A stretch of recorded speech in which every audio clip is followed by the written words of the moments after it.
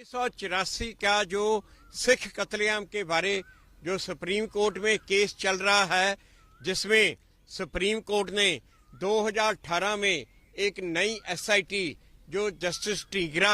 की उनकी चेयरमैनशिप के अंडर अपॉइंट की थी, उसमें जब उन्होंने अपनी पूरी इंक्वायरी की, उसके बाद उन्होंने रिपोर्ट सबमिट की और उस रिपोर्ट में के सुप्रीम कोर्ट ने डायरेक्ट किया कि इनकी जो जो रिकमेंडेशन है उन रिकमेंडेशन को इम्प्लीमेंट किया जाए। और मगर उसके बाद जो उस कमेटी ने कहा था कि बीच में कई केस ऐसे हैं जिन केसों में प्रॉपरली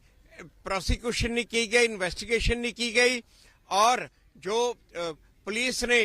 ये गवाहों को कोर्टों में पेश ही नहीं किया। उनमें कुछ केस ऐसे हैं जैसे नंदनगरी थाने में, वहां 6 मर्डर है, उनको बिल्कुल इन्वेस्टिगेट ही नहीं किया गया और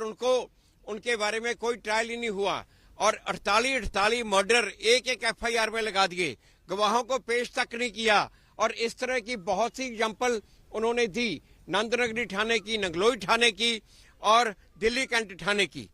और उन्होंने कहा कि ये जजमेंट बिल्कुल गलत है और इनके अगेंस्ट अपील फाइल होनी चाहिए। और जब ये अपील सरकार ने फाइल की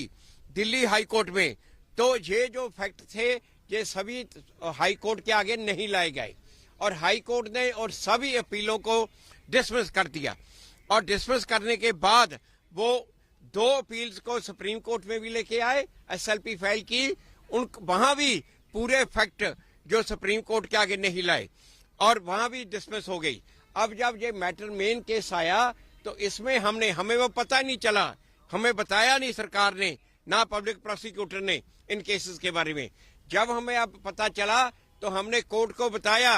कि जो जो तथ्य, जो इंपॉर्टेंट पॉइंट, जो जो जजमेंट जिसमें कोर्ट ने कहा है कि किस तरह पुलिस जो मुलजिमों को बचाने की कोशिश करती रही है थ्रू आउट, वो सारी बातें ना हाई कोर्ट के आगे रखी गई, ना सुप्रीम कोर्ट के आगे रखी गई।